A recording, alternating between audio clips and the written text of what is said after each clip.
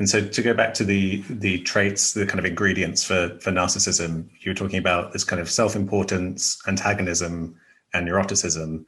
And is the kind of antagonism, not wanting to collaborate with others or being kind of hostile, is that like something that's really crucial to it? It's the antagonism piece can come out in a couple ways, but with narcissism, with grandiose, what I see is that as long as your interests and the interests of the narcissist are aligned, it's great. But as soon as you think about like a little bit of game theory, or as soon as your interests are not aligned, it's the narcissist versus you, the narcissist will pick the narcissist over you.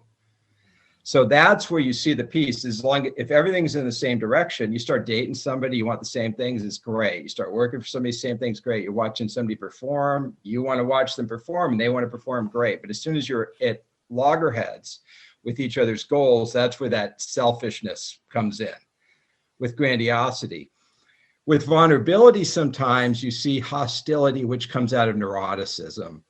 I'm getting a little technical here, but in this neuroticism piece, there's this angry hostility where people are they're in pain and they can just be mean out of pain.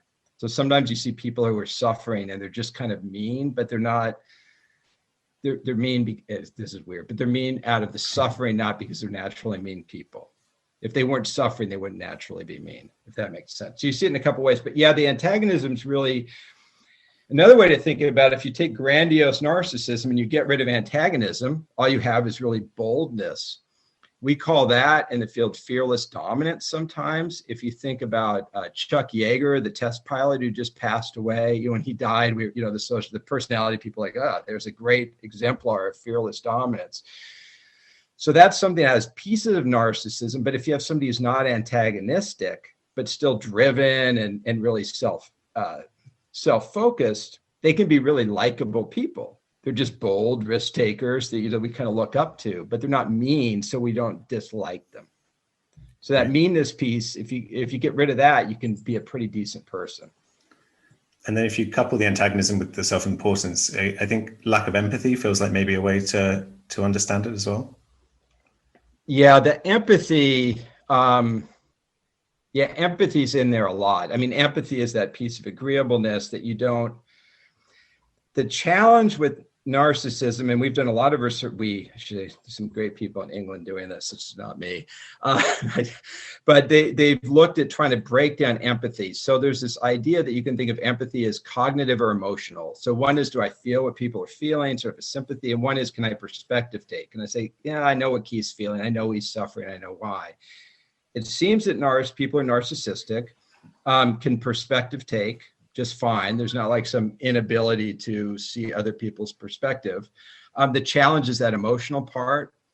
And the challenge is that it's not necessarily there, but there's not the motivation for it.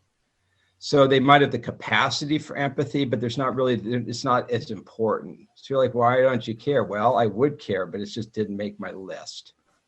Right. If that makes sense. So it's people like originally thought people that are narcissists, they had no capacity for seeing what people think, but they seem to. It just seems to be not as important relatively.